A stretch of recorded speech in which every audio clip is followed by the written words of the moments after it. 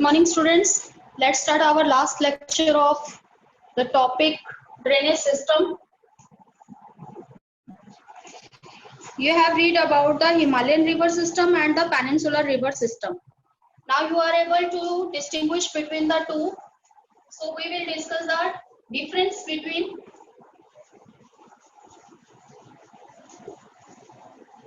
Himalayan river system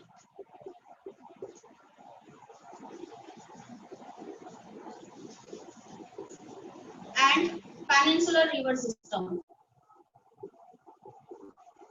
It is very important question of this chapter.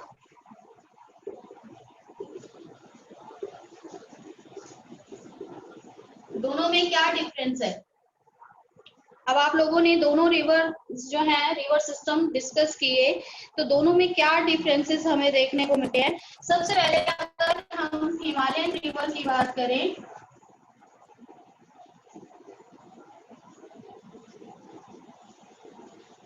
जो Himalayan rivers है these are the largest rivers. यहाँ पर हमें largest rivers मिलती हैं, but peninsular river system has the smaller rivers as compared to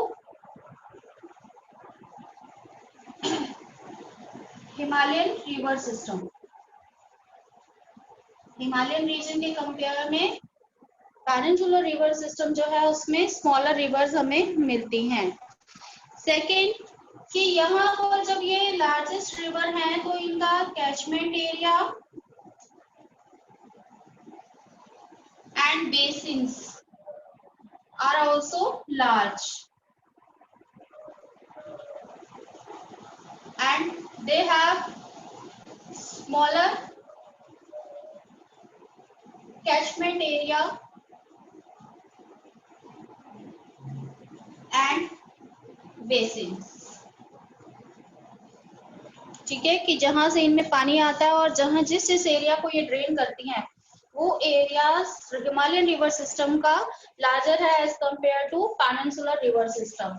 third is these rivers are perennial. Perennial means कि सारा साल जो है इनमें वाटर फ्लो करता है। ठीक है, they flows throughout the year and these rivers are seasonal. इनमें जो है सीजनल जो है पानी का फ्लो हमें ज्यादा मिलता है। ये नहीं कि after the season they became dry, but the maximum flow of the water in the seasons. In the season means in the monsoon season. Fourth, they make deep gorges and narrow valleys.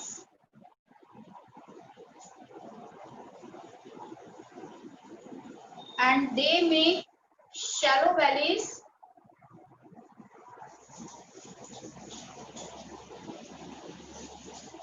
shallow and broad valleys। क्योंकि जो Himalayan reverse हैं वो क्या करती हैं, उनमें वो अभी भी अपनी यूथफुल स्टेज पे हैं, तो जहां से वो निकलती हैं वो गॉर्जेस की फॉर्म करती है। गॉर्जेस फॉर्म करते हैं। गॉर्जेस क्या है? It is a type of valley. जब जो रिवर है वो अपने अपर कोर्स से निकलती है तो वहां के रॉक स्ट्रक्चर के अकॉर्डिंग जो है वैलीज की फॉर्मेशन होती है। तो डीप कट जो वैलीज होती हैं उनको हम क्या कहते हैं? गॉर्जेस कहते हैं। तो यहाँ पर जो हिमालयन रिवर्स है वो इस तरीके के गॉर्जेस की फॉर्मेशन करती हैं, जबकि यहाँ पर जो हमारी पेनिनसुलर रिवर है वो अब शैलो वैली या ब्रॉड वैलीज की फॉर्मेशन करती हैं। इसका रीजन क्या है? Because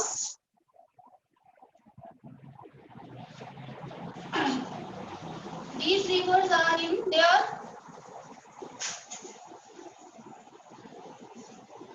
youth stage। ये अभी भी अपनी यूथ स्टेज में हैं and these rivers reach to their maturity stage। मैंने आपको बताया था कि 3 स्टेजेस हम काउंट करते हैं रिवर्स की, जहां सबसे पहले जब रिवर ऊपर से निकलती है तो वो स्टेज होती है यूथ स्टेज, जब रिवर कटिंग का काम करती है, क्योंकि उसमें बहुत ज्यादा एनर्जी है, उसके पानी में जो एनर्जी है वो भी ज्यादा है because of the amount of the water. और फिर आती है उसकी मिडल स्टेज, जब वो थोड़ा कम फ्लो करती है या उसकी स्टीप स्लोप कम हो जाती है और वो डेपोजिशन वर्क करना शुरू करती है। तो ऐसे में थोड़ा बहुत कटिंग भी करती है और डेपोजिशन। थर्ड स्टेज आती है मैच्योरिटी स्टेज, जब वो ओल्ड स्टेज में आ जाती है और इस स्टेज में वो अपनी कटिंग का काम बिल्कुल नहीं करती, सिर्फ क्या करती है या तो अपनी वैली को ब्रॉड करती है, साइड से काटती है, या फिर डेपोजिशन वर्क करती है। तो पेनिनसुलर रिवर जो है वो क्या है, अपनी मैच्योरिटी स्टेज तक पहुंच चुकी हैं। That's why they form shallow valleys or broad valleys. Now अब जब यूथफुल स्टेज में होता है, जब आप जैसे अभी आप यंग स्टेज में हो तो आप बड़े लहराते हुए चलते हो, कूदते फादते चलते हो, है ना। तो इसी तरीके से जो रिवर्स हैं, हिमालयन रिवर्स अभी अपने यूथ स्टेज में है। सो they form meandering,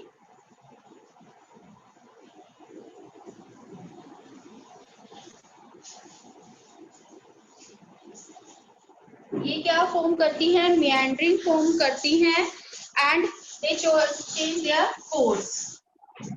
Of course, if they form some meandering, they will change their course. ठीक है, and they follow the straight path.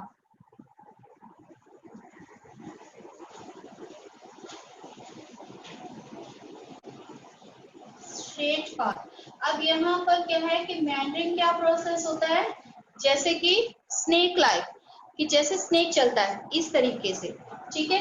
तो यहाँ पर जो ये रिवर्स हैं वो भी क्या करती है, meandering बनाती हैं, जबकि जो रिवर्स पेनिनसुलर रिवर्स है वो अपनी मैच्योरिटी स्टेज में आ चुकी हैं, तो वो अपना स्ट्रेट पाथ जो है वो लेती हैं। अब यहाँ पर क्योंकि ये meandering फॉर्म करती है, इसलिए ये क्या है, एंटीसीडेंट है इन देयर कोर्स। एंटीसीडेंट मैंने आपको बताया था कि कुछ भी अगर आगे से कोई भी चीज आ जाती है तो वो अपना पाथ चेंज कर लेती हैं, तो इस चीज को हम क्या कहते हैं, एंटीसीडेंट। तो ये क्या है, they are antecedent in their nature and these have the consequent drainage.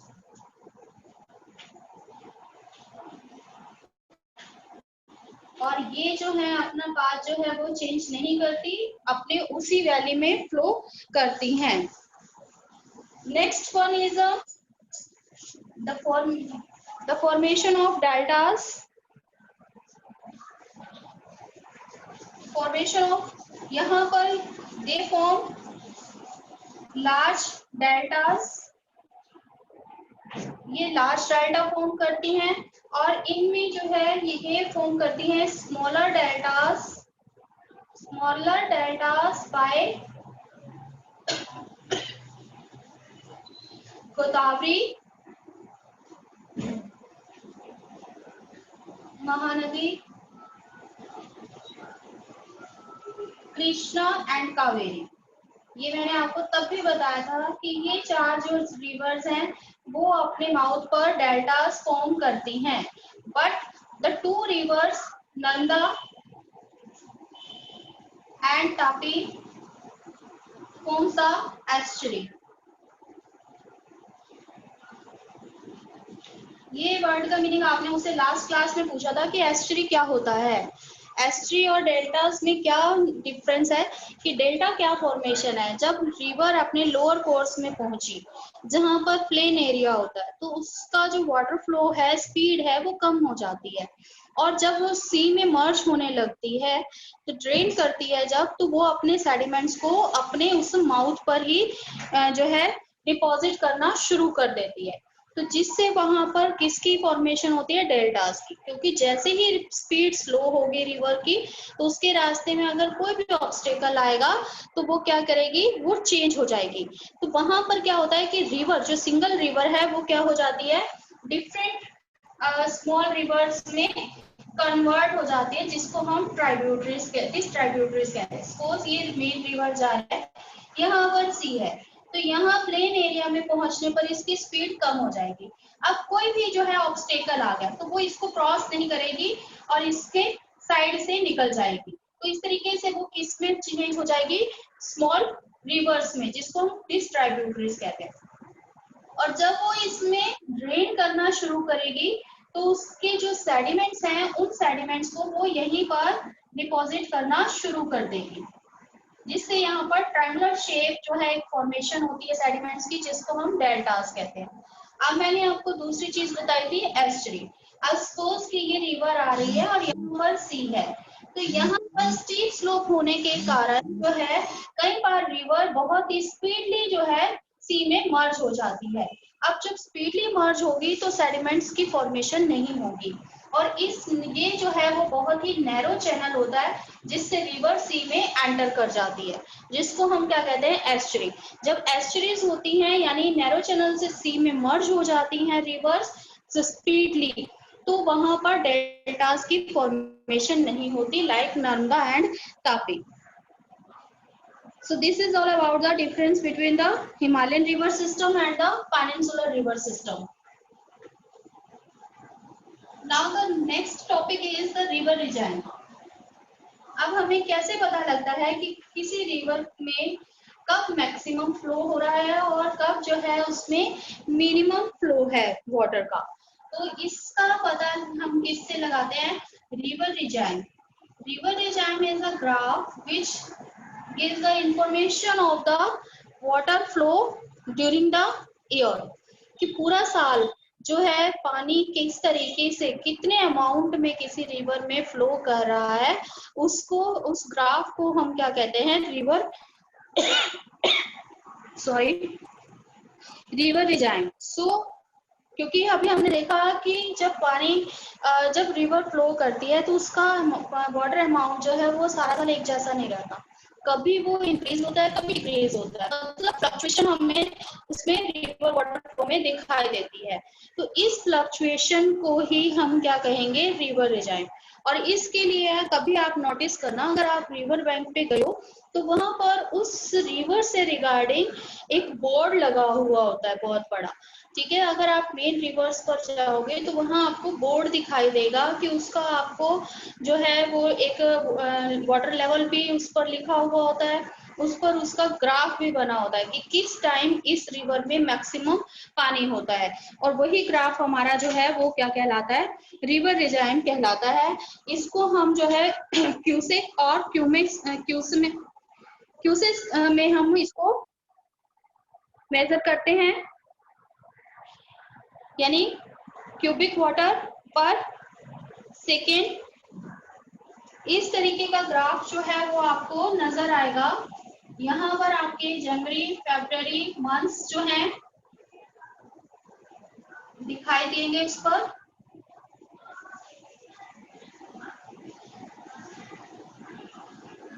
और यहाँ पर आपका क्यूसेक जो है वाटर दिखाई देगा, यानी 1000 क्यूसेक वाटर जो है वो दिखाई देगा।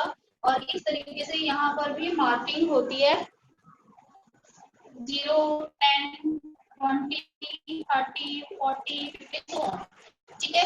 और उसके बीच में है हमें इस तरीके का ग्राफ जो है बना हुआ हमें दिखाई देता है। अलग अलग ग्राफ अलग अलग रिवर्स के हमें दिखाई देते हैं। तो इस चीज को हम क्या कहते हैं, रिवर रिजाइम। अब इसमें मैंने एक रफली ग्राफ बनाया, इसका देख सकते हो कि जनवरी में कुछ अमाउंट में वाटर है। अब मार्च और अप्रैल के मंथ के बीच में जो है इस रिवर का वाटर जो है वो मिनिमम है, फिर जो है ये ग्रेजुअली इंक्रीज होना शुरू होता है और इसका जो मैक्सिमम लेवल है दैट इज इन अगस्त, ठीक है। यहाँ पर मैक्सिमम वाटर जो ये रिसीव करती है, ये रिवर कब कर रही है, अगस्त में रिसीव कर रही है, and after August it begin to decrease. तो ये जो है वो डिक्रीज होना शुरू हो जाता है दिसंबर तक, यहाँ तक ये जनवरी में फिर कम होता है। ये जो है सीजनली या मंथ वाइज एक रिवर के वाटर फ्लो को डिपिक्ट करता है। ऐसे ही जो है हमारे पास चार जो रिवर्स हैं उनका हम अगर फ्लो देखें तो जिसमें हमारी मेन रिवर है नॉर्दर्न प्लेन की गंगा, गंगा का जो मिनिमम फ्लो है that is January to June. January to June तक, जैसे ऑलमोस्ट यही इसका ग्राफ बनता है, जनवरी से लेकर जून तक जो है इसमें जनवरी से जून तक जो है इसमें क्या रहता है, मिनिमम फ्लो रहता है। और इसका जो मैक्सिमम है वो रहता है अगस्त से लेकर सितंबर तक। अगस्त से सितंबर तक गंगा में जो है मैक्सिमम फ्लो रहता है, क्योंकि उस टाइम जो है क्या होता है, जो मॉनसून्स आती हैं, मॉनसून्स के कारण उसमें पानी का फ्लो और भी ज्यादा हो जाता है। अब यहाँ पर क्या होता है, जून तक तो उसमें क्या होगा, स्नो मेल्टिंग के कारण जो है पानी होगा, स्नो मेल्टिंग के कारण गंगा में पानी होगा। लेकिन जून के बाद क्या होगा कि सीजन आ जाएगा, मॉनसून सीजन, और उसमें वाटर अमाउंट इंक्रीज हो जाएगा। इसलिए जो जुलाई से अगस्त तक उसमें वाटर जो है वो सबसे ज्यादा रहता है। सेकंड जो रिवर है दैट इज झेलम। झेलम जो है उसका मैक्सिमम फ्लो जून में रहता है और मई तक ऐसे ही सिमिलर चलता है। Just because of the snow melting, it receives the maximum water in June or May. And in the peninsular region, the two rivers, Nanda and Godavari. Nanda has a low volume of discharge from January to July, and August it attained the maximum flow. While in Godavari river there is a low level until मई तक जो है level low रहता है उसका, और उसका जो maximum level है वो 2 टाइम्स होता है। एक तो मई से जून तक इंक्रीज होता है, फिर उसके बाद दोबारा उसमें इंक्रीज होता है जुलाई से अगस्त। ये ग्राफ आपकी बुक में बने हुए हैं, आप उनको स्टडी करोगे और देखोगे कि कैसे रिवर वाटर्स का फ्लो जो है वो मंथली जो है इंक्रीज और डिक्रीज होता है, और हम उसको मेजर करते हैं। Now the last topic of this chapter is problems of usable water. अब आपने देखा कि हमारे यहाँ पर जो वाटर है, अगर हम देखें तो हमारे यहाँ पर जो वाटर की कोई भी कमी नहीं है। हमारा इंडिया जो है that is well drained by the several rivers even in the northern plain and as well as in the peninsular region. तो साउदर्न रीजन और नॉर्दर्न रीजन दोनों में हमें रिवर सिस्टम दिखाई देते हैं जो इन एरियाज को फुली ड्रेन करते हैं। स्टिल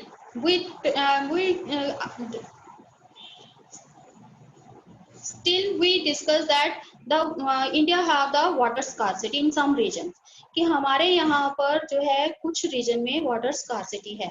अब उसका रीजन क्या है कि रिवर जो है वो क्या करती हैं, फ्लो करती हैं, उनका अपना एक पाथ है, ठीक। अब उस पानी का हम कितना यूज कर पाते हैं, जैसे कि कुछ एरियाज आप देखोगे जहाँ पर फ्लड्स आ रही हैं, अभी भी आ रही है, कर्नाटका में है या फिर असम है, ये रीजन जो है, केरल है, ये रीजन फ्रीक्वेंट फ्लड को जो है सफर करते हैं। बिहार, वेस्ट बंगाल, जिसके बारे में हमने देखा कि सोरो ऑफ बंगाल कहा जाता है, सोरो ऑफ बिहार कहा जाता है कोसी को। तो इन रीजन, ये रीजन ऐसे हैं जहाँ पर फ्रीक्वेंटली फ्लड्स आती हैं। और कुछ दूसरी तरफ अगर हम देखें तो कुछ रीजन ऐसे हैं जहाँ पर पानी की स्कार्सिटी हमें देखने को मिलती है, जैसे कि हमारे वेस्टर्न साइड, वेस्टर्न राजस्थान है, गुजरात है, इन एरियाज में, और कुछ पार्ट जो है मध्य प्रदेश का, उन एरियाज में हमें क्या मिलता है, वाटर स्कार्सिटी मिलती है। तो इस प्रॉब्लम को कैसे सॉर्ट आउट किया जाए? अब इस प्रॉब्लम को सॉर्ट आउट करने के लिए हमारे पास एक तरीका है कि हम उसमें क्या निकालें, आर्टिफिशियल कैनाल निकालें।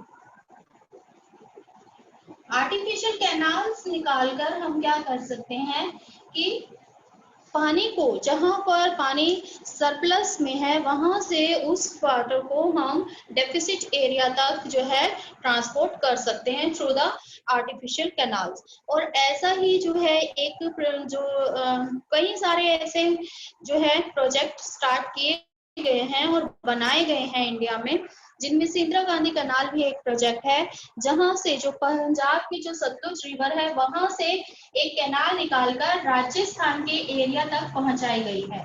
और इस कैनाल का सारा पानी जो है वेस्टर्न राजस्थान को प्रोवाइड किया जाता है, जिसको इंदिरा गांधी कैनाल कहा जाता है। अब इस कैनाल के निकलने से इसका क्या बेनिफिट हुआ कि जो राजस्थान का वेस्टर्न पार्ट, जिसको हम डेजर्टेड एरिया कहते हैं, उस एरिया तक भी अब पानी पहुंचाया जाता है और वहां पर भी अब क्या किया जा रहा है, एग्रीकल्चर प्रोसेस किया जा रहा है, इरिगेशन फैसिलिटीज दी जा रही है थ्रू दिस कैनाल। ठीक, तो इस तरीके से सॉरी डिफरेंट रिवर्स से जो है क्या निकाली जाती है, आर्टिफिशियल कैनाल्स निकाली जाती है to transport the water from the surplus area to the deficit areas. तो यहाँ पर इस तरीके से जो है हम एक इसमें चेंजेस कर सकते हैं, डेफिसिट एरियाज तक पानी पहुंचा सकते हैं। लेकिन इसमें भी जो है हमें कुछ प्रॉब्लम को फेस करना पड़ता है। नो डाउट कि इंडस है या फिर जो हमारी 5 रिवर्स हैं पंजाब की, जिसको हम पंजाब कहते हैं, द्वाब्स के नाम से हम उसको जानते हैं, या फिर गंगा रिवर सिस्टम है, ब्रह्मपुत्र रिवर सिस्टम है, वहां से सारा पानी हम डेफिसिट एरिया में क्यों नहीं पहुंचा देते? क्यों? क्योंकि दूसरा रीजन क्या है कि स्लो, कि ये एरियाज क्या हैं, ये एरियाज प्लेन एरियाज हैं। प्लेन एरियाज में स्लोप ना होने के कारण पानी को पहुंचाना बड़ा मुश्किल है। अदरवाइज हिमालयन रिवर सिस्टम जो है वो हमारा 60% वाटर कंसिस्ट करता है, और जो पेनिनसुलर रिवर सिस्टम है वो बहुत ही कम परसेंट रखता है। तो हिमालयन रीजन से हम पेनिनसुलर रीजन में पानी पहुंचा सकते थे, लेकिन जो पेनिनसुलर हिमालयन रिवर सिस्टम जब नीचे आता है पानी, तो ये सारा क्या है, प्लेन एरिया है। जबकि पेनिनसुलर रिवर जो है वो क्या है, peninsular reason table land shape है। तो प्लेन एरिया से ऊंचाई वाले एरिया तक पानी पहुंचाना पॉसिबल नहीं है, इसलिए ये जो आर्टिफिशियल कैनाल्स हैं वो सभी जगह पर नहीं बनाई जा सकती। तो ये एक रिस्ट्रिक्शन रहती है पानी को डेफिसिट एरियाज तक पहुंचाने के लिए। अब पानी जो है वो that is very useful for us. तो यूजेबल वाटर जो है क्या क्या यूजेबिलिटी है रिवर्स की?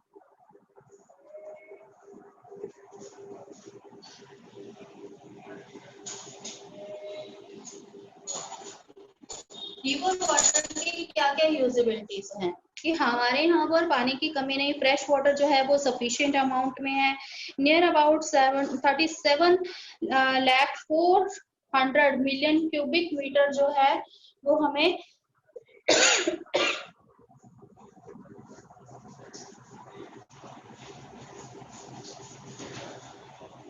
रिवर वाटर दिखाई देता है, मिलता है। तो इतने लार्ज अमाउंट में हमारे पास फ्रेश वाटर जो है अवेलेबल है, लेकिन इसमें से कुछ पार्ट जो है रिवर वाटर का वो क्या हो जाता है, इवेपोरेट हो जाता है। इवेपोरेट हो जाने के कारण कुछ पानी तो वहां चला गया, दूसरा कुछ वाटर जो है उसको हम यूज ही नहीं कर पाते, क्योंकि वो ऐसे एरिया से निकलता है जिसका यूज करना हमारे लिए पॉसिबल नहीं है और वो सी में मर्ज हो जाता है। तो हमारी यूजेबिलिटी क्या है? सबसे पहले हमें पानी किस लिए चाहिए होता है? इरिगेशन के लिए। तो रिवर वाटर का जो मैक्सिमम वाटर जो है उसका यूज हम करते हैं सबसे पहले इरिगेशन के लिए, क्योंकि इंडिया जो है वो एक एग्रीगेरियन कंट्री है, और यहाँ पर अब जैसे जैसे पॉपुलेशन इंक्रीज हो रही है तो हम रेनफॉल पर डिपेंड नहीं रह सकते, इसलिए हमें क्या चाहिए, इरिगेशन। तो रिवर वाटर का मैक्सिमम यूज जो है वो किसके लिए किया जाने लगा है? इरिगेशन के लिए यूज किया जाने लगा है। 16,77,532 मिलियन क्यूबिक मीटर जो रिवर वाटर है पर ईयर, उसका यूज किया जाता है इरिगेशन के लिए। सेकंड आता है आपका हाइड्रो इलेक्ट्रिक पावर।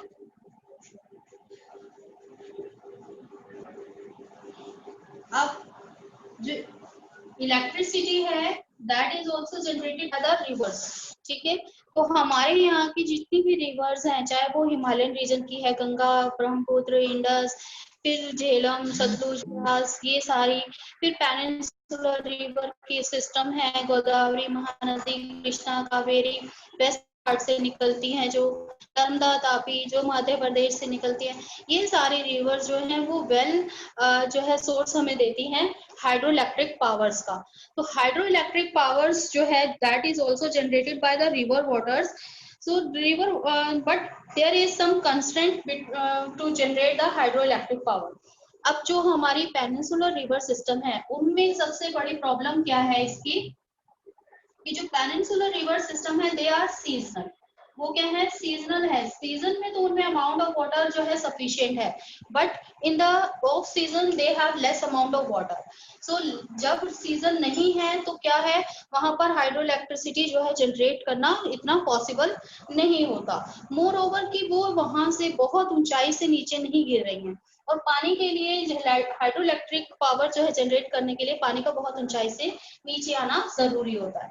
अब हिमालयन रीजन में क्या प्रॉब्लम है, हिमालयन रीजन में ये प्रॉब्लम तो नहीं आनी चाहिए ना, बट यहाँ पर भी क्या है प्रॉब्लम आती है कि यहाँ हमने किया था कि यहाँ नैरो वैलीज हैं। नैरो वैलीज होने के कारण जो पानी का स्टोरेज है, पानी को जो है हमें एक जगह पर स्टोर करना होता है और उसके बाद हमें उसे बहुत ऊंचाई से ड्रेन करना होता है। तो यहाँ नैरो वैलीज होने के कारण ये स्टोरेज जो फैसिलिटी है वो यहाँ पर प्रोवाइड नहीं की जा सकती। दूसरा यहाँ का मेन रीजन क्या है, रग्ड टेरेन, कि यहाँ की जो टेरेन है यानी यहाँ का जो सरफेस है वो बहुत ही अनइवन है, ऊपर नीचे है, उबड़ खाबड़ है, जिसके कारण यहाँ पर क्या है कि जो ऐसे हाइड्रो इलेक्ट्रिक पावर स्टेशन जो है वो वहां पर बिल्ड करना, मैनेज करना बहुत ही डिफिकल्ट टास्क है। पर नो वेरिएशन इन रिलीफ, क्योंकि जहां पर जैसे ही ये रिवर्स अपने लो एरिया में पहुंचती हैं तो वहां पर वेरिएशन नहीं मिलता हमें रिलीफ में। और मैंने कहा कि यहाँ से ये पावर जनरेट करने के लिए हमें क्या चाहिए, वेरिएशन चाहिए, ऊंचाई से पानी नीचे आना चाहिए। लेकिन जैसे ही अभी यहाँ पर रफ टेरेन में हम स्टेशन बिल्ड नहीं कर सकते, नीचे के एरिया में आएंगे तो वहां रिलीफ में वेरिएशन नहीं है। इसीलिए जितनी भी ये रिवर्स हैं उनमें हर जगह हम हाइड्रो इलेक्ट्रिक पावर स्टेशन नहीं लगा सकते। थर्ड जो आता है इसमें आता है navigation. Rivers are used for the navigation facilities since ancient times. जो हमारे पुराने टाइम था उसमें हम आने जाने के लिए रिवर वाटर्स का ही यूज करते थे, रिवर वाटर का ही हम नेविगेशन के लिए यूज करते थे। तो यहाँ पर जो हमारी गंगा रिवर है, ब्रह्मपुत्र रिवर है, वो क्या है एक लार्ज एरिया तक नेविगेशन फैसिलिटीज देती हैं, जबकि पेनिनसुलर रिवर्स जो हैं वो क्या करती हैं, वो अपने लोअर कोर्स में सिर्फ नेविगेशन फैसिलिटीज प्रोवाइड करती हैं। अब इस नेविगेशन फैसिलिटीज को जो हम रिवर सिस्टम हमें देता है उसको हम क्या कहते हैं, इनलैंड वाटरवेज कहते हैं।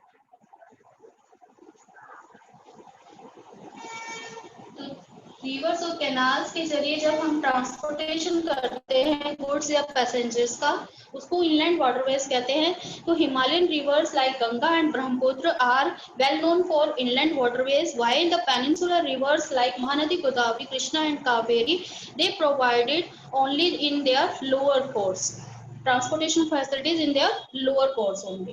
तो यहाँ पर भी इनलैंड वाटरवेज जो है उनका इम्पोर्टेंस डे बाय डे क्या होता जा रहा है, कम होता जा रहा है, क्योंकि जो इनलैंड वाटरवेज है उसका जो प्लेस है वो किसने ले लिया, रोड्स और रेलवेज ने।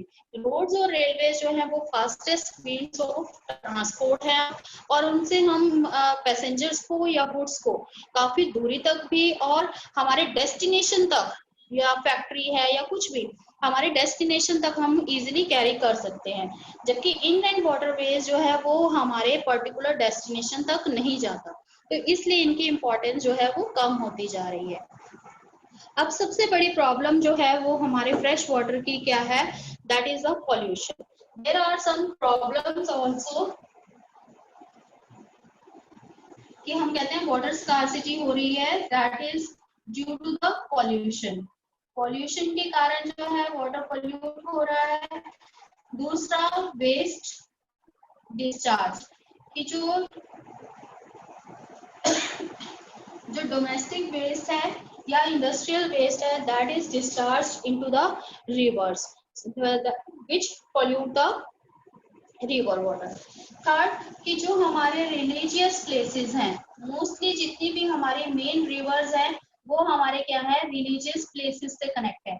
और रिलीजियस प्लेसेस पर जब लोग जाते हैं तो वहां पर क्या करते हैं, रिवर वाटर को पल्यूट करते हैं। जब भी चंद्र ग्रहण, सूर्य ग्रहण लगा होता है, हम नहाने के लिए जाते हैं, लेकिन उस टाइम देखते हैं तो वहां पर रिवर वाटर इतना गंदा कर देते हैं लोग कि सारा वेस्ट उसी में डाल दिया। ठीक है। और फोर्थ जो है, किसके कारण रिवर वाटर जो है पोल्यूट हो जाता है, वॉशिंग के कारण। कि जो हम वॉशिंग करते हैं, यानी जो क्लोथ्स वॉश कर देना रिवर वाटर में ही, तो इस तरीके की चीजें जो हैं वो भी क्या करती हैं, रिवर वाटर को पोल्यूट करती हैं। Next is use for irrigation. अब सबसे ज्यादा जो हम रिवर वाटर का यूज है वो किसके लिए कर लेते हैं, इरिगेशन के लिए। तो हमारे जो ड्रिंकेबल वाटर है वो क्या हो जाता है, लेस अमाउंट में हो जाता है। क्योंकि जो मेन रिवर्स है, अभी हमने क्या था कि हम उससे कैनाल निकालकर इरिगेशन के लिए उस पानी का यूज करते हैं। तो प्योर और सेफ ड्रिंकिंग वाटर जो है वो हमें प्रोवाइड नहीं हो पाता। So these are the major problems related to the river or fresh water system. So now we have completed our chapter number 3, drainage system. If you have any query, you can ask now. Students, if you have any query, you can ask now.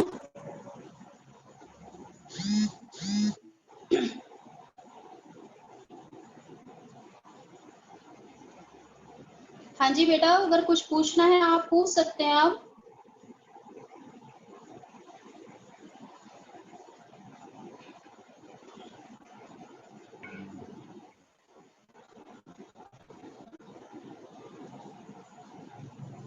Yes, Alka, Chetan, Janvi, Jia and Jatin. No ma'am. चलिए, आपको paper का pattern पता है। इस बार आपके very short भी आएंगे, means कि आपके 1-1 मार्क्स के आएंगे, 3-3 मार्क्स के क्वेश्चंस आएंगे और 4 मार्क्स के, including map. Map will be related to the chapter number 1 and chapter number 3. I already sent the map.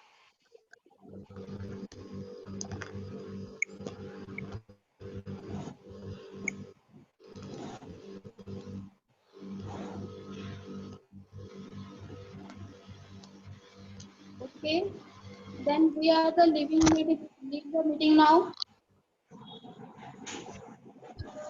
Have a nice day, students.